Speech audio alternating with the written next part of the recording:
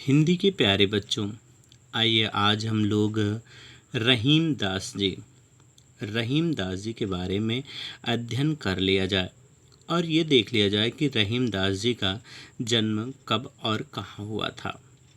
तो रहीम दास जी का जन्म 17 दिसंबर सन 1565 ईस्वी को हुआ था। इनका जन्म लाहौर पाकिस्तान में हुआ था और इनका पूरा नाम अब्दुल रहीम खान खाना था ना। इनके पिता बैरम खान थे और माता सलीमा बेगम थी। यदि कहा जाए तो ये बैरम खान कौन थे? अकबर के संरक्षक थे। दूसरी तरफ यदि इनकी माता का नाम कहा जाए तो ये वही सलीमा बेगम हैं जिन्होंने बैरम खान की मृत्यु के पश्चात उन्होंने इनसे विवाह कर लिया था। अकबर ने सिर्फ इसलिए विवाह किया था ताकि उन्हें उचित सम्मान प्राप्त हो सके, क्योंकि विधवा का जीवन उस समय अत्यंत कष्टकारक होता था। यदि इनकी रचनाओं में कहा जाए तो श्रृंगार सतसई, रहीम सतसई, मदनाष्टक, नगर शोभा न और इनकी भाषा ब्रज एवं अवधी भाषा थी। अरबी फारसी संस्कृत के शब्दों का भी इन्होंने प्रयोग किया है और मुक्तक शैली का इन्होंने प्रयोग किया है। इनकी मृत्यु 1627 ईस्वी में हो गई थी। यदि आप इनका जीवन परिचय लिखना चाहें तो आप लिख सकते हैं कि महाकवि अब्दुल रहीम का जन्म 17 दिसंबर सन 1556 ईस्वी में लगभग लाहौर में, जो अब पाकिस्तान में हुआ था। इनका पूरा नाम अब्दुल रहीम खान खाना था ना। आप अकबर के संरक्षक बैरम खान के पुत्र थे। किसी कारणवश अकबर बैरम खान से नाराज हो गया और उन्हें हज पर भेज दिया। रास्ते में बैरम खान के शत्रु मुबारक खान ने उनकी हत्या कर दी। बालक रहीम और उनकी माँ की अकबर ने देखभाल की तथा शिक्षा की उचित व्यवस्था की। रहीम अकबर के महान सेनापति और मंत्री भी थे। ये वीर योद्धा के साथ साथ विद्वान एवं राजनीतिक कवि भी थे। बड़ी कुशलता से सेना का संचालन करते थे। इनकी दानवीरता की कहानियाँ प्रचलित हैं। कवि गंग के एक छप्पर पर प्रसन्न होकर, ये छप्पे क्या है? छप्पे छंद है। तो गंग के एक छप्पे छंद पर प्रसन्न होकर इन्होंने 36 लाख रुपए दान किए थे। रहीम का अंतिम समय बड़े कष्टों में ही बीता। जहांगीर ने क्रुद्ध होकर इनका सब कुछ छीन लिया। सन 1627 ईस्वी में इनकी मृत्यु हो गई। आइए रहीम के दोहों को पढ़ लिया जाए। रहीम का पहला दोहा है कि जो रहीम उत्तम प्रकृति का कर शकत कुशंग, चंदन विष व्यापत नहीं लिपटे रहत भुजंग।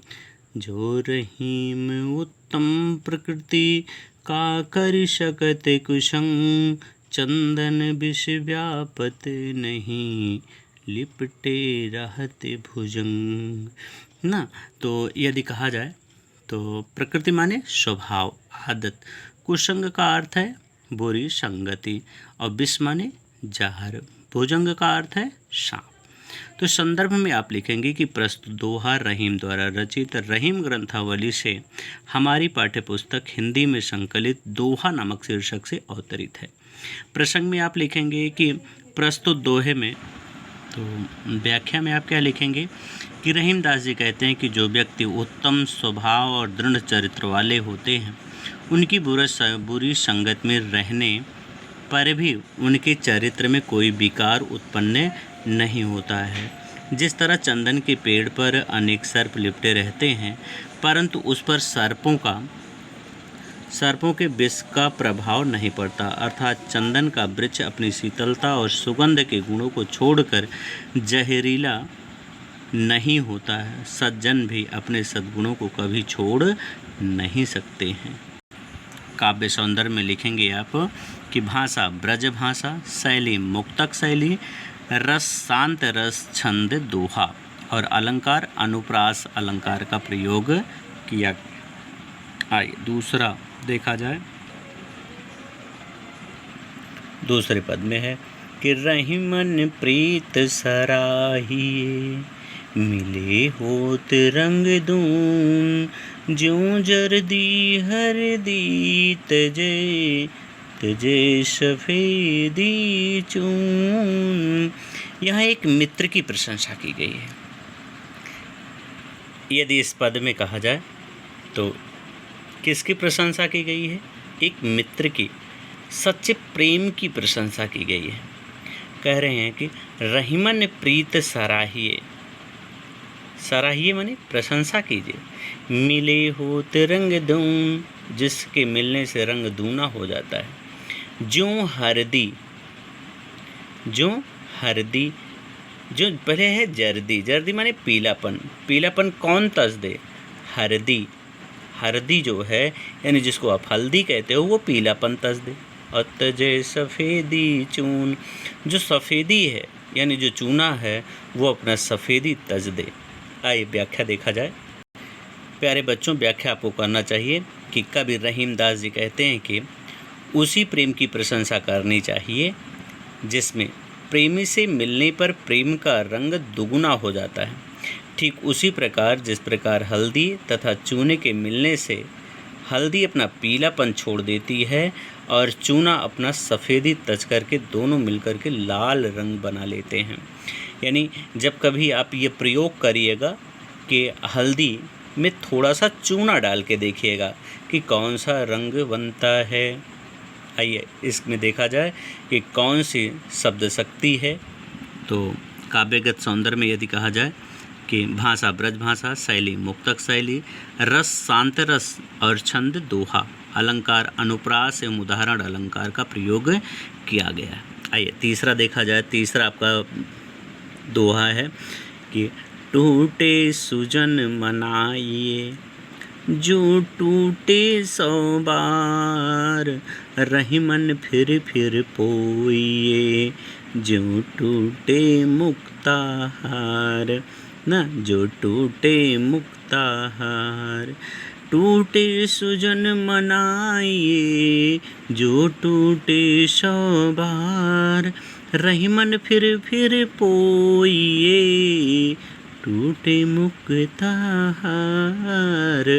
मुक्ताहार माने मोतियों का हार, पिरोइए माने बनाइए ना, सुजन माने सज्जन ना, टूटे यानी रुष्ट हुए, जो रुष्ट हो गए हैं उनको आपको बार बार मना लेना चाहिए। आइए व्याख्या देखा जाए कि आपको क्या लिखना चाहिए। तो व्याख्या में आपको लिखना चाहिए कि रहीमदास जी कहते हैं कि यदि सज्जन मनुष्य रूठ भी जाए तो उसे शीघ्र मना लेना चाहिए।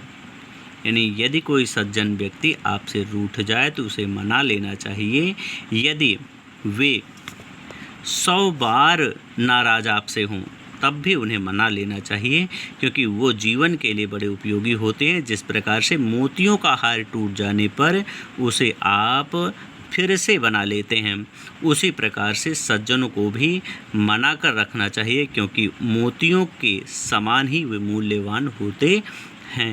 यानी जिस प्रकार से मोती की माला आप फिर से बना लेते हैं उसी प्रकार से सज्जन को मना लेना चाहिए।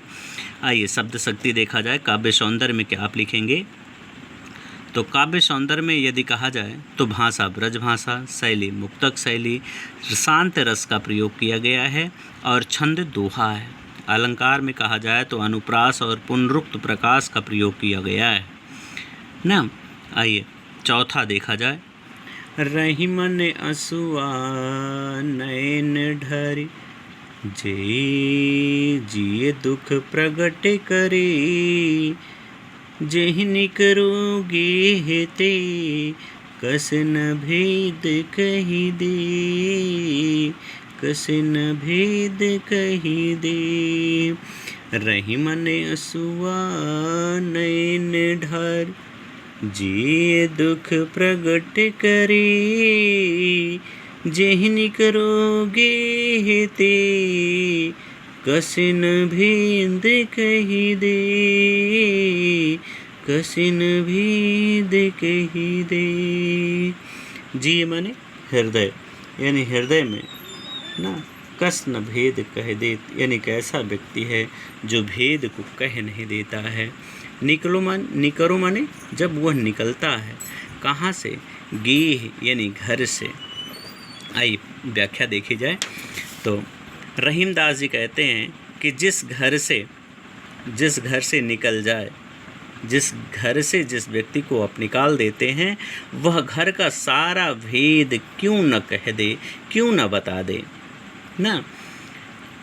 जिस प्रकार कोई व्यक्ति घर से निकल जाने पर सारा भेद दूसरों के सामने खोल देता है, उसी प्रकार से आँख रूपी घर से निकल जाने पर आंसू भी मन के सारे भेद प्रकट कर देते हैं, अर्थात सब कुछ कह देते हैं।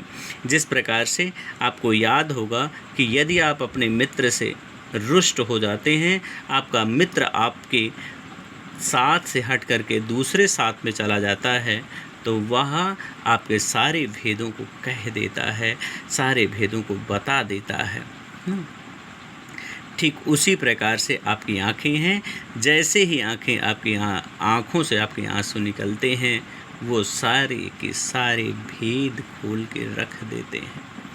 आइए शब्द शक्ति में देखा जाए तो शब्द शक्ति क्या होगी, काव्य सौंदर्य यदि कहा जाए तो भाषा आपका क्या है, ब्रज भाषा का प्रयोग किया गया है।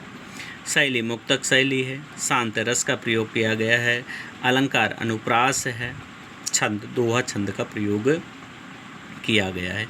इस संबंध में आप एक प्रचलित दोहा सुने कि घर का भेदी लंका ढावे, घर का भेदी ही लंका को ढा देता है। यानी सीधा सा तात्पर्य ये है कि घर का व्यक्ति ही सारा भेद कह देता है। आइए अगला देखा जाए, पांचवा आपका पद है कि कही रहीम संपत्ति सगे, कह रहीम संपत्ति सगे, बनत बहुत बहुरीत, विपत कसौटी जे कसे, विपत कसौटी जे कसे, ताहि साचे मीत, ताहि साचे मीत ना। आइए देखा जाए, सगे माने क्या होगा, संबंधी, बहुत बहुरीत, बहुरीत माने अनेक प्रकार की रीत, अनेक प्रकार के संबंध। विपत कसौटी, विपत के समय जब परीक्षा ली जाती है। साचे माने सच्चे, मीत माने मित्र ना। यदि कहा जाए तो यह कब परखा जाता है, यदि इसके कहा जाए कि आप यदि कभी लिखना चाहें, इसके साम्य भाव में यदि लिखना चाहें कभी ना, आपसे पूछा जाए तो धीरज धर्म मित्र अरु नारी, तुलसीदास जी का पद है कि धीरज धर्म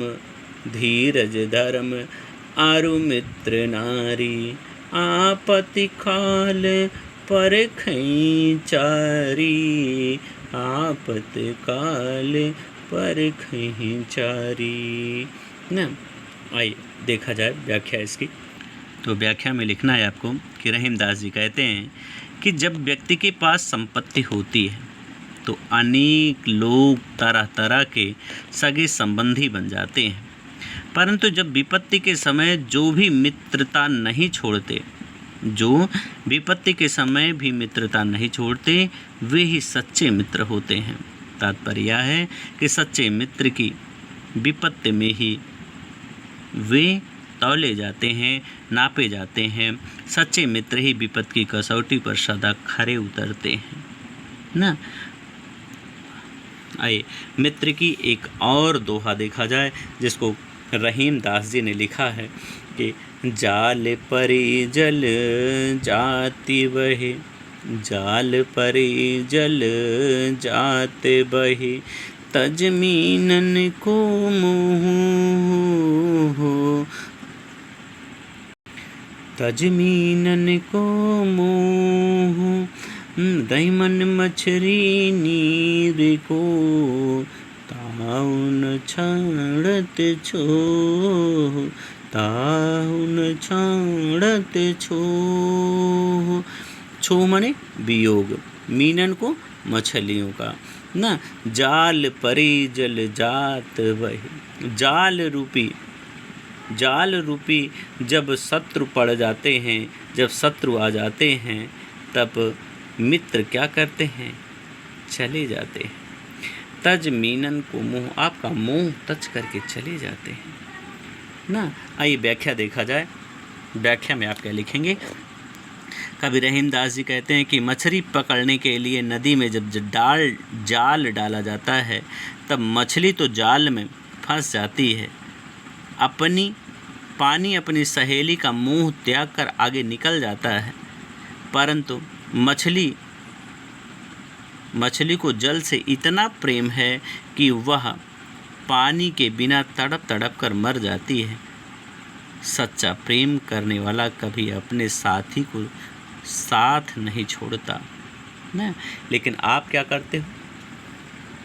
जैसे ही आपके मित्र पर कष्ट, विपदा, आपत्ति पड़ती है, आप उसका साथ छोड़कर के एक नए मित्र की तलाश में आगे बढ़ जाते हैं और उस मित्र को अपना मित्र बना लेते हैं जो आप तो खूब खिलाए पिलाए।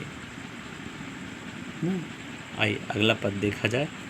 अगला है पद 7वां कि दीन सबन को लखते हैं, दीन सबन को लखते हैं, दीन ही लखै न कोय।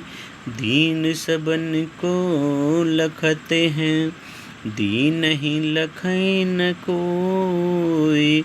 जो रहीम दीन ही लखे, दीन बंधु सम हो, दीन बंधु सम हो ना। तो लखत हैं यानी देखते हैं, दीन ही दीनों को, दीन माने गरीबों को ना, दीन बंधु यानी भगवान। तो आइए आप संदर्भ यदि कहा जाए तो संदर्भ में क्या लिखेंगे कि प्रस्तुत दोहा रहीमदास जी द्वारा रचित रहीम ग्रंथावली से हमारी पाठ्य पुस्तक हिंदी में संकलित दोहा नामक शीर्षक से अवतरित है। व्याख्या में क्या लिखेंगे आप? रहीमदास जी कहते हैं कि दीनहीन निर्धन लोग सभी लोगों की ओर आशा से देखते हैं कि वे हमारी कुछ सहायता करेंगे, परंतु विडंबना यह है कि उन दीन दुखियों की ओर कोई नहीं देखता, अर्थात उनकी सहायता कोई नहीं करता। कवि रहीम कहते हैं कि जो दीनों की ओर देखते हैं अर्थात उनकी सहायता करते हैं, उनके लिए भगवान के समान होते हैं। दीन बंधु सम होय ना। तो काव्य सौंदर्य क्या लिखेंगे आप? ब्रज भाषा, मुक्तक शैली, दोहा छंद, शांत रस, उपमा तथा अनुप्रास अलंकार का प्रयोग किया गया है। आइए अगला पद पढ़ा जाए 8वां कि कहते हैं क्या कि प्रीतम छवि नैनन बसी, प्रीतम छवि नैनन बसी, पर छवि कहाँ समाए। प्रीतम छवि नैनन बसी, पर छवि कहाँ समाए। भरी सराय रहीम लखी, भरी सराय रहीम लखी, पथिक आप फिर जाए, अपथिक आप फिर जाए। प्रीतम माने प्रेमी, छवि नयनन मतलब रूपी, नैनमन में नेत्रों में, सराय माने यात्रियों के ठहरने का स्थान, जिसको आप कह लेते हो धर्मशाला ना। क्या लिखेंगे आप दोहे में? व्याख्या में रहीमदास जी कहते हैं कि मेरे नेत्रों में परमात्मा प्रीतम का सौंदर्य समाया हुआ है, अतः दूसरे के सौंदर्य के लिए मेरे नेत्रों में कोई स्थान नहीं है। यदि कोई सराय यात्रियों से भरी रहे तो पथिक उसमें स्थान ना पाकर लौट कर अन्यत्र चला जाता है। तात्पर्य के हृदय में ईश्वर की भक्ति उत्पन्न हो जाने पर अन्य मोह स्वयं समाप्त हो जाते हैं। यदि कहा जाए तो जिस प्रकार से कहा जाता है, जब लगना था जगत का, जब लगना था जगत का, तब लग भगति न होए, तब लगी भगति न हो। यानी कहा जाए कि जब आप प्रीतम का यानी अपने नायक के चित्र अपने मन में बसाए हुए होते हैं तो दूसरी छवि कहाँ समाती है, दूसरे कोई और कहाँ आप देखते हैं। इसी चीज़ को यदि कहा जाए तो गोपिकाएं कहती हैं कि हमारे मन में ना कि दीन बन कहती कि गोपिकाएं क्या कहती हैं कि हमारे तो बसो मीरा देखिए क्या कहती हैं कि बसो मेरे नैनन में नंदलाल ना, बसो मेरे नैनन में नंदलाल ना। जब नंद के लाल भगवान श्री कृष्ण के नेत्रों में बसे हों, हृदय में समाये हों, अन्यत्र कहाँ विचरण करने वाले हैं, यानी अन्यत्र भगवान का दर्शन कहाँ वो करना चाहेंगे ना। और काव्यगत सौंदर्य में कहा जाए तो वही हैं जो पहले पुराने थे, यानी कौन से ब्रजभाषा, मुक्तक शैली, श्रृंगार एवं शांत रस, दोहा छंद, अनुप्रास अलंकार का प्रयोग किया गया है ना। आइए अगला 9वां देखा जाए कि रही मन धागा प्रेम का, रही मन धागा प्रेम का, मत तोड़ो चटका, टूट से फिर ना जुरे, टूट से फिर ना जुरे, जुरे गांठ पर जाए, जुरे गांठ पर जाए। रही मन धागा प्रेम का, मत तोड़ो चटकाए, टूट से फिर ना जुरे, जुरे गांठ पर जाए। रही मन धागा प्रेम का, मत तोड़ो चटकाए, टूट से फिर ना जुरे, जुरे गांठ पर जाए। तो जुरे माने जोड़ने पर, तोड़े माने तोड़ने पर, चटकाए माने झटके से। जब रहीम दास जी कहते हैं कि धागा, धागा आप जानते हैं जिसको आप धागा भी कह लेते हैं, डोरा भी कह लेते हैं, रस्सी भी कह लेते हैं, यदि एक बार टूट जाती है, मन में यदि खटक बन जाती है तो वह उसे जोड़ने पर फिर से जुड़ने वाली नहीं, जुड़ती तो है परंतु गांठ बन जाती है ना। आइए देखा जाए व्याख्या में आप क्या लिखेंगे कि, आइए क्या लिखेंगे आप कि कवि रहीम दास जी कहते हैं कि प्रेम रूपी धागे को कभी झटके से नहीं तोड़ना चाहिए। जिस प्रकार एक धागा टूट जाने पर वह कभी जुड़ता नहीं है, उसमें गांठ पड़ जाती है, उसी प्रकार से प्रेम संबंधी यदि एक बार टूट जाता है तो उसे जोड़ना कठिन होता है। उसके जोड़ने की कोशिश करने पर उसमें दरारें पड़ जाती हैं, पहले जैसी बातें नहीं रहती, क्योंकि संबंध समान होने पर भी व्यक्ति को पुरानी यादें सताती रहती हैं। जिस प्रकार से कहा जाए तो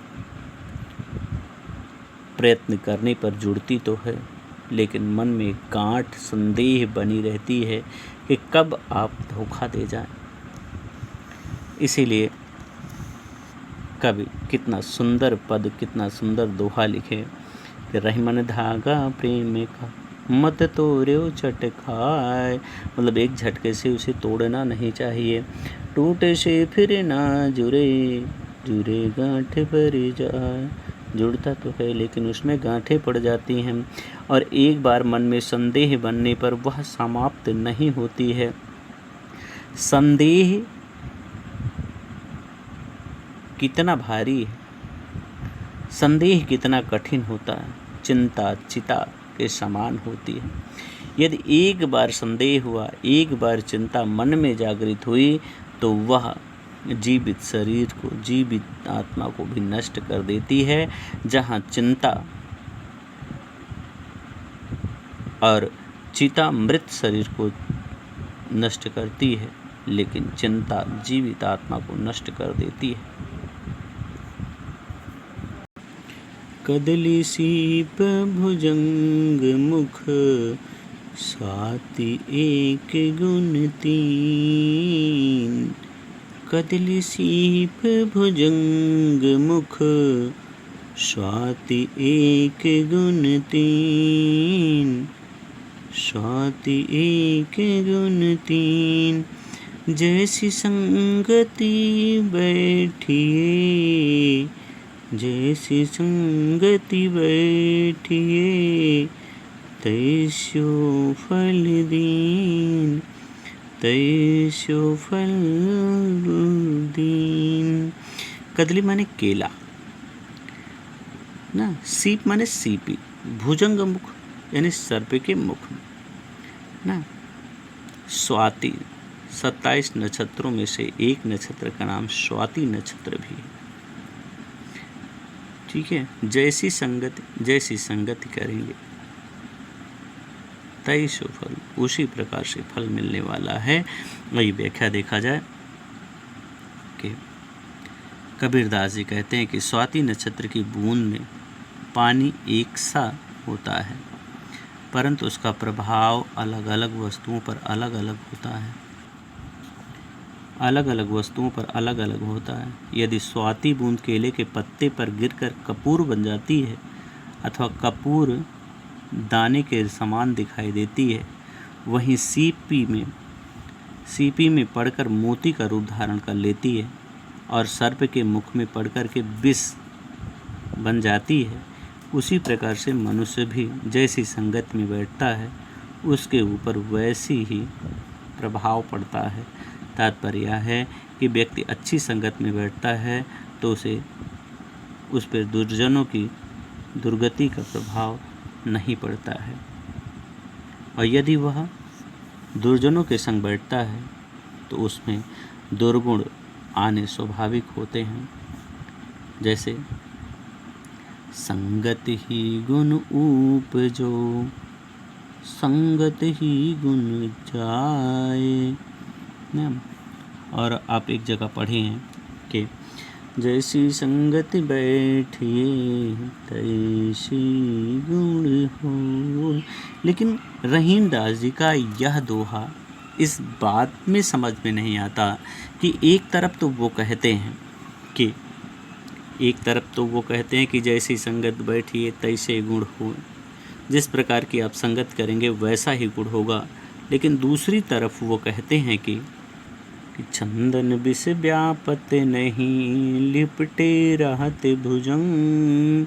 दूसरी तरफ वो ये कह देते हैं कि चंदन के विष में विष व्याप्त नहीं होगा, भले कितने ही भुजंग, कितने ही सर्प वहाँ विद्यमान रहें। यानी चंदन अपनी शीतलता का परित्याग नहीं कर पाता। लेकिन वहीं दूसरी तरफ क्या कह देते हैं, दूसरी तरफ कह देते हैं कि जैसी संगत में आप बैठेंगे वैसे ही गुण आपके होंगे। आइए अगला दोहा देखा जाए। 11वां आपका पद है कि तरवर फल नहीं खाते हैं। ये परोपकार की वह सीमा है जो परोपकार के लिए की जाती है, या ये कह लिया जाए कि परोपकार में व्यक्ति अपना सर्वस्व दे देता है ना। इसीलिए कितने सुंदर उदाहरण रहीम दास जी ने दिया है। आइए परोपकार की इस पराकाष्ठा को देखा जाए। कहते हैं कि तरवर फल नहीं खाते हैं, सरवर पियहि न पान। तरवर फल नहीं खाते हैं, सरवर पियहि न पान। कहि रहीम पर काज हित, संपत्ति संचहि सुजान। कहि रहीम पर काज हित, संपत्ति संचहि सुजान। तरवर का अर्थ है वृक्ष और सरोवर का अर्थ है तालाब ना। संचय माने संचित करते हैं, सुजान माने सज्जन।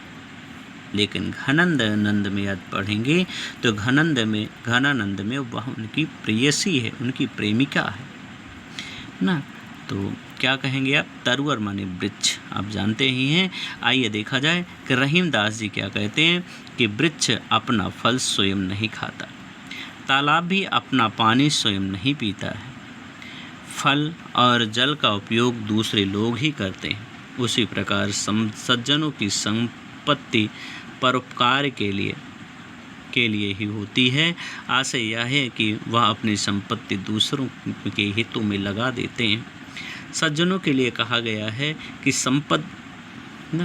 सज्जन की संपत्ति दूसरों के हितों के लिए और दुर्जनों की संपत्ति विवाद के लिए होती है। सज्जनों की संपत्ति दूसरों के हित के लिए हिताय होती है और दुर्जनों की संपत्ति दुखाय होती है, दुख के लिए होती है, विवाद के लिए होती है।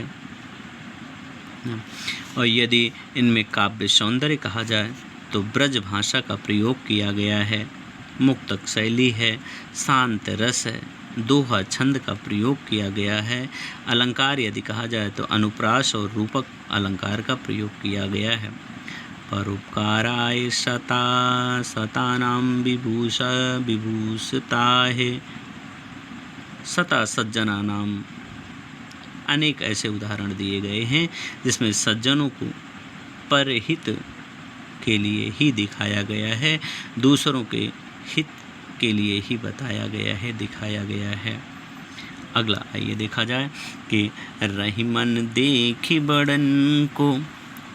अब इसमें इस पद में यह कहा जा रहा है कि यदि आप बड़े व्यक्तियों को देख करके छोटे व्यक्तियों का अनादर नहीं करना चाहिए, उन्हें विसारना नहीं चाहिए। यदि आपके पास बड़े व्यक्ति आ जाएं तो छोटे व्यक्तियों का अनादर नहीं करना चाहिए, क्योंकि कहा गया है कि रहीमन देखी बड़न को लघु न दीजिए डारी। ना, डारी माने छोड़ दीजिए, तिरस्कार कर दीजिए। जहाँ काम आवे सुई कहा करो तलवार, कहाँ करो तलवार। जैसे उदाहरण के लिए कहा जाए, यदि आपके यहाँ कोई बड़ा व्यक्ति यानी कोई ऐसा व्यक्ति आ जाए जो धन संपन्न हो, उच्च पदों पर आसीन हो, तो उन व्यक्तियों को नहीं विसारना चाहिए जो आपके यहाँ काम करने वाले व्यक्ति हैं। जैसे निमंत्रण में यदि कहा जाए, यदि कोई विधायक आपके यहाँ आए तो विधायक के पास ही जा कर के उन व्यक्तियों का अनादर ना किया जाए जो आपके यहाँ निमंत्रण के लिए आलू छील रहे हों, यानी उनका भी आपको उचित सम्मान करना चाहिए और विधायक का भी उचित सम्मान करना चाहिए। इसीलिए रहीमदास जी कह रहे हैं कि जहाँ काम आवे सुई, जहाँ काम सुई का होगा वहाँ सुई कार्य करेगी, जहाँ काम तलवार का होगा वहाँ कार्य तलवार ही करेगी। व्याख्या में आप लिखेंगे कि कबीर रहीमदास जी कहते हैं कि बड़ों को देख कर के छोटों का अनादर नहीं करना चाहिए, उनके साथ कभी नहीं छोड़ना चाहिए, क्योंकि जिस स्थान पर सुई काम आती है उस स्थान पर तलवार काम नहीं करती है। इसीलिए छोटी चीज़ें या छोटे लोग समय आने पर जिस तरह से काम करते हैं वह बड़े काम नहीं करते। इसीलिए छोटे बड़े दोनों का उचित स्थान पर प्रयोग करना चाहिए और वो अपने अपने स्थानों पर उचित कार्य करते हैं। यहाँ सुई और तलवार का दृष्टांत देते हुए रहीम ने समाज के छोटे और बड़े व्यक्तियों के महत्व को पृथक पृथक से समझाया है। कितनी अच्छी बात रहीमदास जी ने कहा है कि जहाँ काम आवे सुई वहाँ का करे तलवार। जहाँ सुई का कार्य होगा सुई कार्य करेगी, जहाँ तलवार का कार्य होगा वहाँ तलवार कार्य करेगी। अगला पद 13वां पद है कि या रहीम सुख होते हैं, यो रहीम सुख होते हैं, बढ़त देख निज गोत, बढ़त देख निज गोत, जो बड़री अखियाँ निरखी, अखियन को सुख होत, अखियन को सुख होत।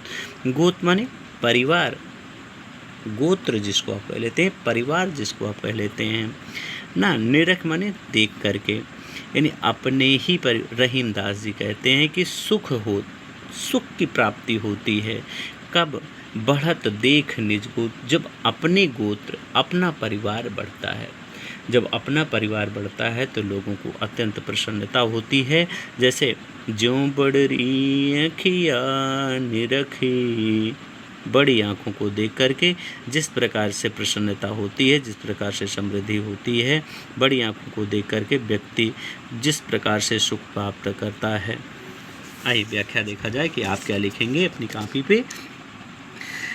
कवि रहीम दास जी कहते हैं कि जिस प्रकार अपनी बड़ी बड़ी आँखों को देख करके व्यक्ति की आँखों को सुख मिलता है, उसी प्रकार से व्यक्ति अपने परिवार को बढ़ता हुआ देख करके प्रसन्न होता है और उसे समृद्ध देखकर अपार सुख की अनुभूति होती है।